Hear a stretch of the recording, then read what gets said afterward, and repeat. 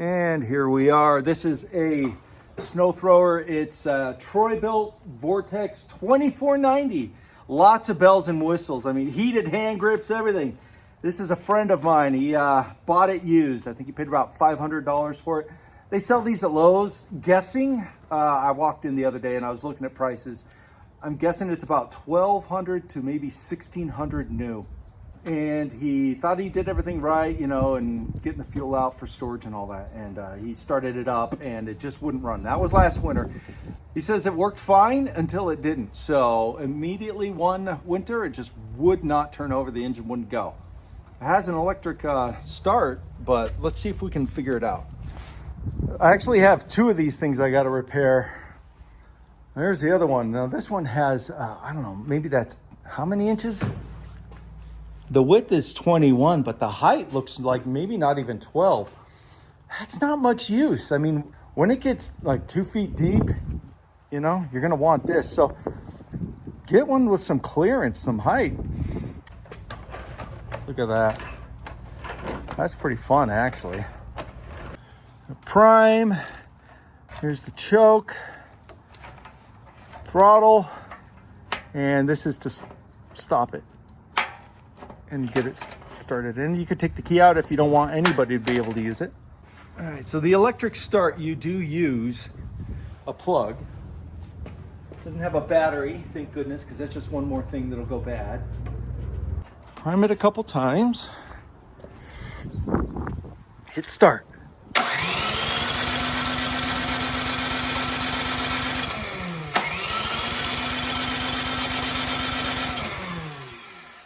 Okay, nothing.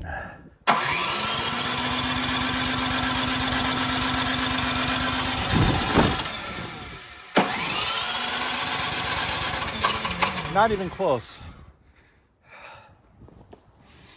I'm not smelling anything either. Okay, so let's take off some of the housing and take a look. All right, if you're joining me on this adventure, you know what, Troy-Bilt? I'm glad you have all this confidence in your work, but man, you're not making it easy for anybody who has to do anything on here. My goodness, just to get this off. So if you're needing to remove this cover, you gotta just yank that throttle off there. You're gonna have a fun time getting this off, I tell you.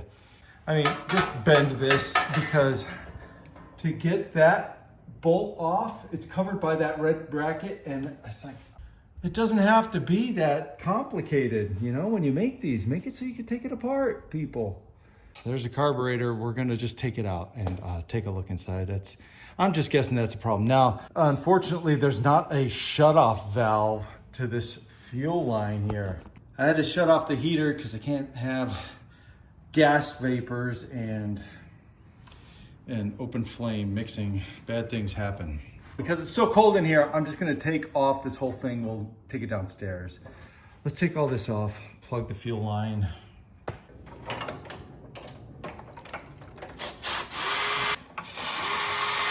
All right, and then this dumb thing, okay, that goes on there. I'm trying to remember everything. There we go. Goes on like that. So, there's fuel there on that. Okay. So yeah, filming, let's take that off. Spring, and oh, wouldn't you know it? 13 millimeter.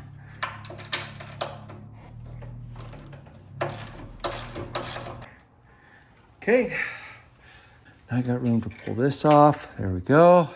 Spin this over far enough to get it, yep, up and out. There we go. If I get this fuel line up high enough, usually just spinning it a bit and yanking is enough. There it goes.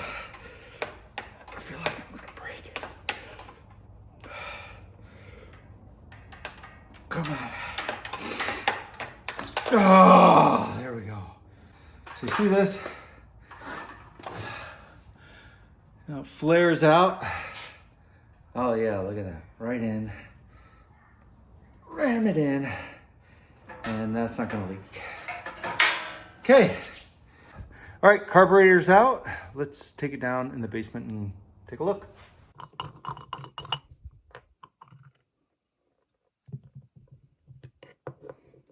Okay. Seal looks okay.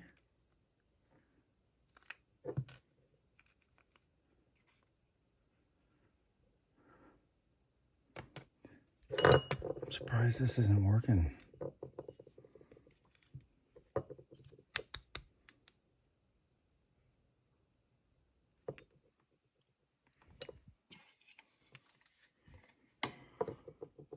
Just clogged it all.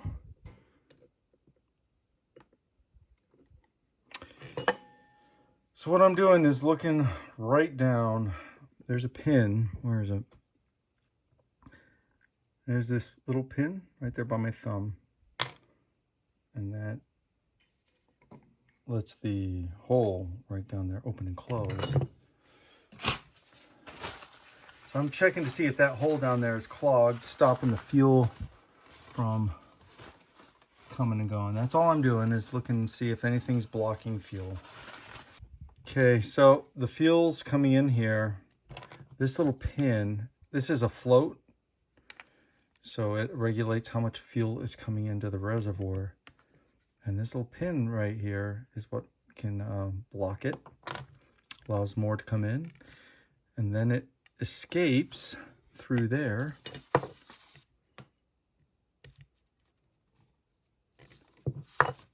See, it enters that hole, goes up through there. So let's take a look and see if this thing is clogged here.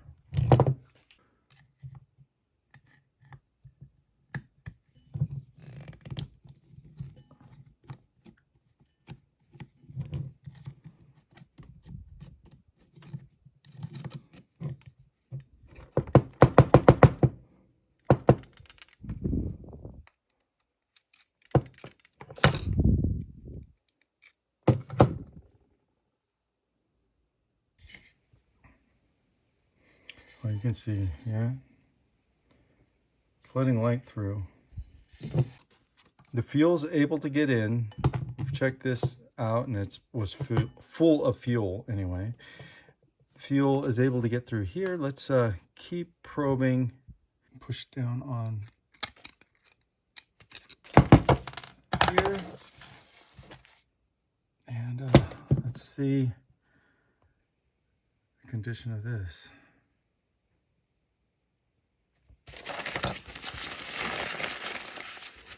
If you know the names of all these parts, go ahead and put it in the comments. I can't remember. I do not work on engines enough to know the names of every little pin and part. So let me blow into it.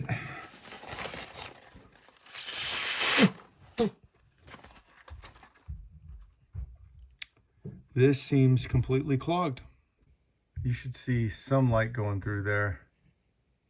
So I think this is the whole problem. Let's, maybe this drill bit's the right size. Yeah, perfect size. See that? That's enough to stop the fuel. For those of you playing along at home, this is a 1/16 bit.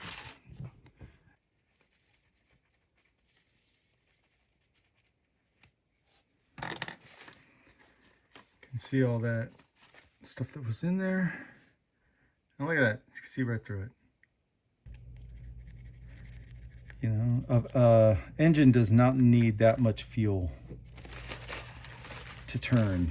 And so you're going through little holes, and if there's any kind of contamination or buildup, then it's gonna block these tiny, tiny holes. Yeah, a pin, if yours are clogged, just get a pin to go through there. Now I'll just make it shine with a little steel wool.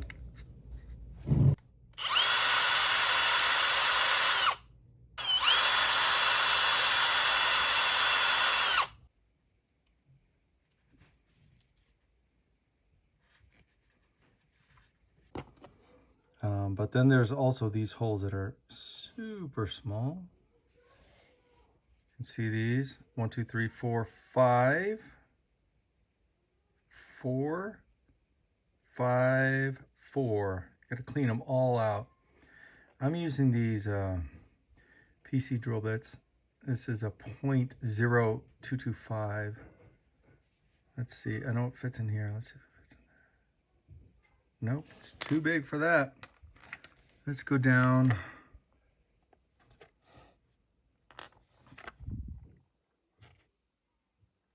These are ultra small and break easier than you'd think. Now, if you got the time and you want to wait, just order a new one of these. There we go. I'm going to be careful doing this because these bits break like crazy. They're very delicate.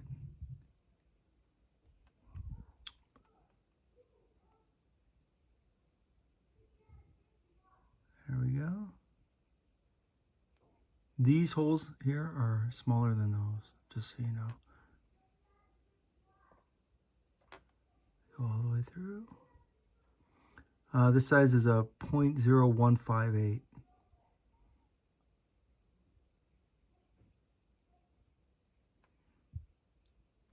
I don't know if you can see how much stuff is coming out of here, but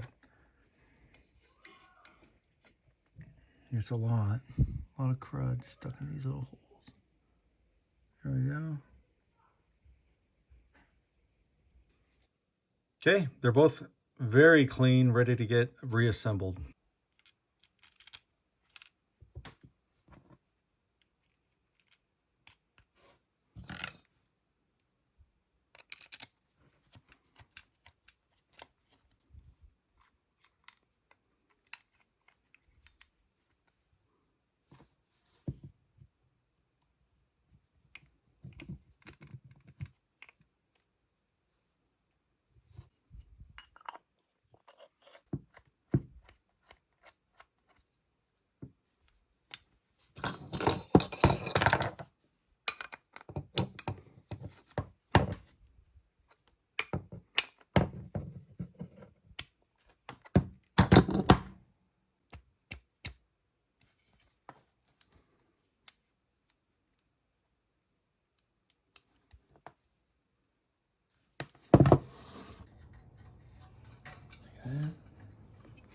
And then the arm there, through that hole.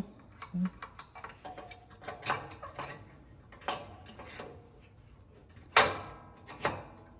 sure it's moving right. Yeah, looks good. This hole's on there. Double check there's no debris on it. Goes this way. Like that.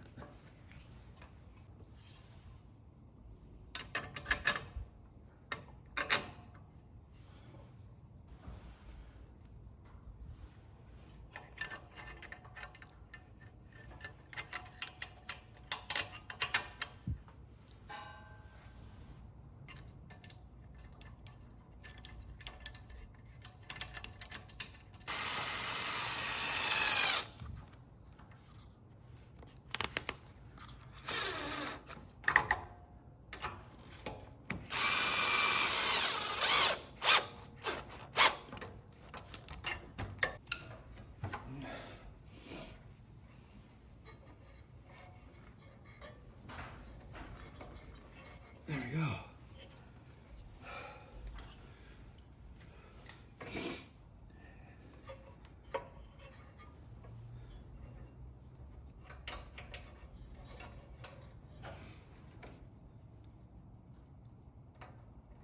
I hope this clamp is tight enough because the hose went on extremely easy.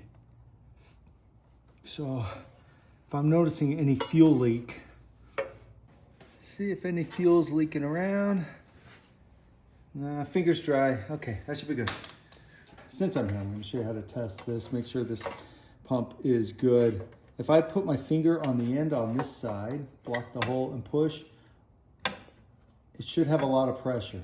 Okay, it shouldn't be able to move air.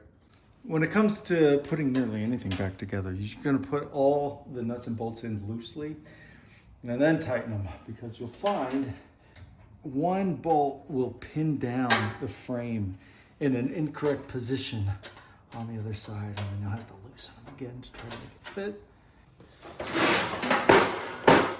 It's back together. Let's take it outside, see if it works.